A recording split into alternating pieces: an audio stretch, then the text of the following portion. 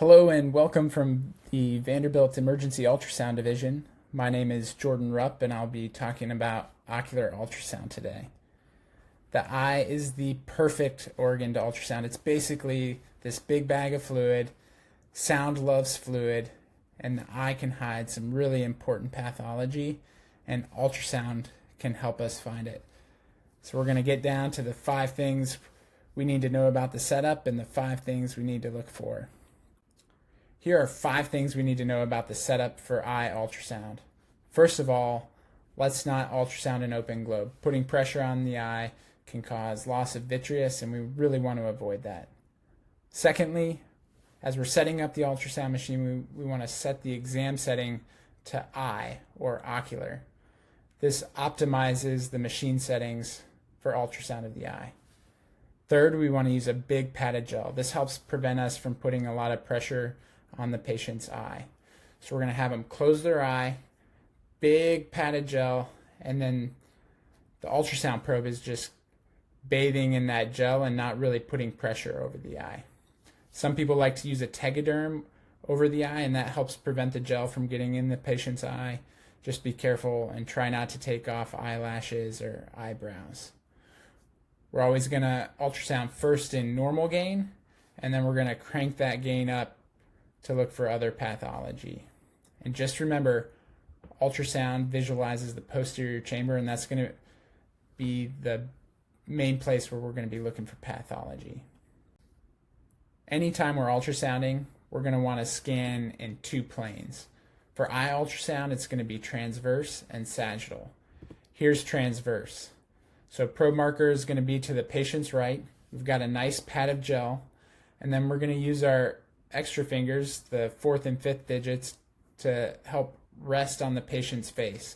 That might be on the zygomatic arch, on the forehead, or on the bridge of their nose, so we're not putting pressure with the probe directly on the patient's eye. We're going to ultrasound first with the patient, again, eyes closed, looking straight ahead. We're going to scan all the way through the eye, and then we're going to have the patient look left and right, up and down. We call this oculokinetic ultrasound to further examine the eye. We're going to rotate 90 degrees, probe marker up towards the head, and same thing, again, resting. Here we have a nice example of that kickstand, anchoring the hand to the forehead so we're not putting too much pressure on the eye. Again, scanning with the patient looking straight ahead, scanning all the way through the eye, and then having the patient move their eye so we can fully assess the eye.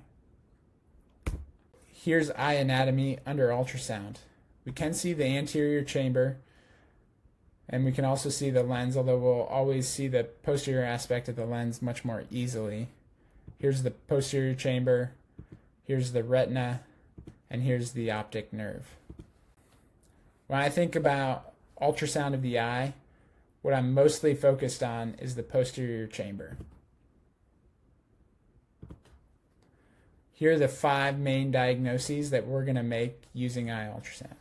Retinal detachment is the big one. We're also going to look for a vitreous hemorrhage, a posterior vitreous detachment, a lens dislocation, and you can also look for signs of papilledema, although that's a whole separate lecture, and so we're not really going to go over that today. So let's talk about retinal detachment. Here's an ultrasound of a retinal detachment. Notice we have our ultrasound set to a normal gain, and we see this single solitary hyperechoic line with 2 attachments just gently swaying with the eye movements.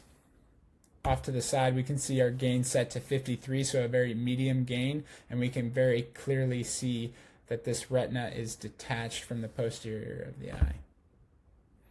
This is also a good example of a good amount of gel, so we've got that nice pad of gel up at the top of the screen.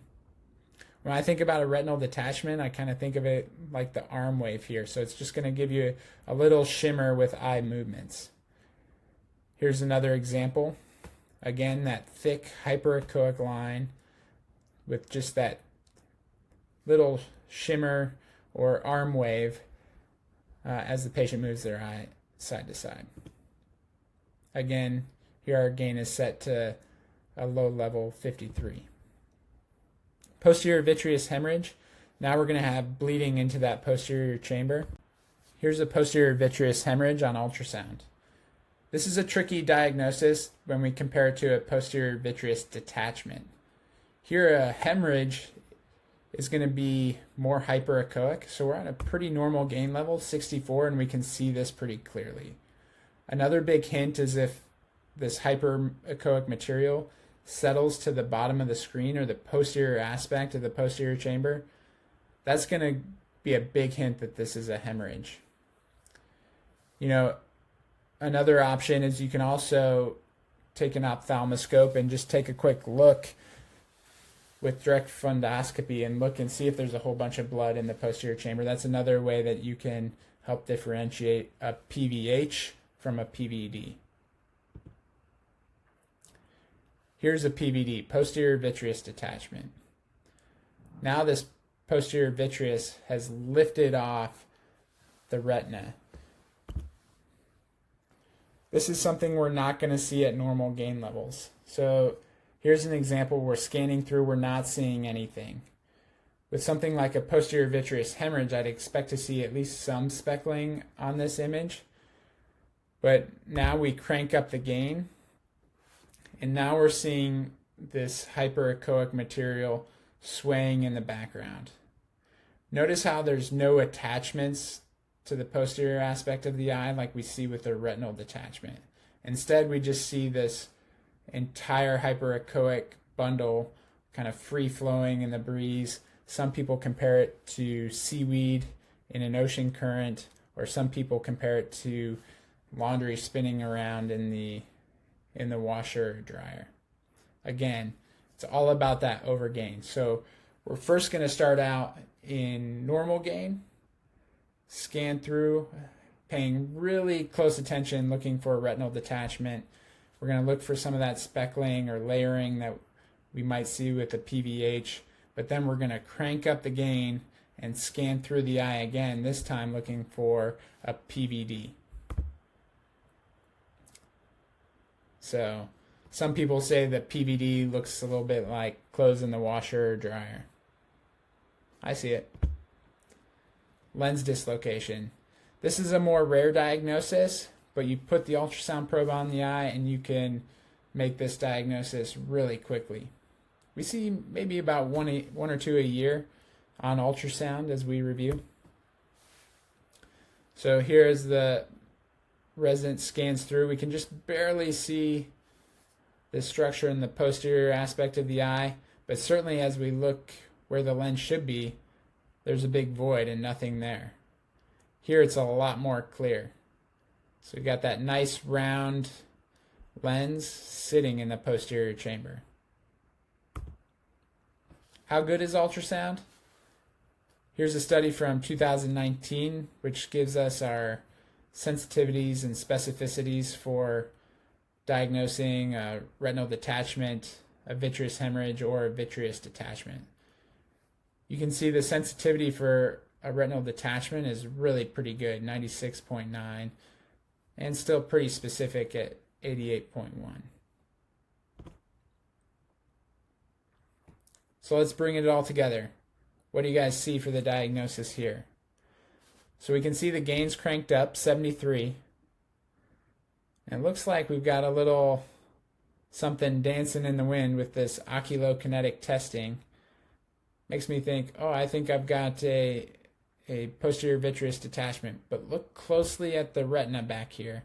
You can see as they move their eye, that retina lifts off the posterior aspect. And so we've got a combination of a posterior vitreous detachment along with a retinal detachment. All right, let's review. So 5 things we need to know about the setup. Don't ultrasound an open globe. Set the exam setting to eye. Use a big padded gel. We want to scan with normal gain, and then let's crank that gain up to 10 and scan through the eye, especially looking for a PVD. And then remember, a major portion of our focus is going to be in that posterior chamber. here's our main diagnoses. We're going to really focus for a retinal detachment, but also looking for vitreous hemorrhage or vitreous detachment. Lens dislocation, while rare, is a great diagnosis to be able to make. And then we didn't get into papilledema today, but that is another option. Thanks for listening. Let's scan some eyeballs.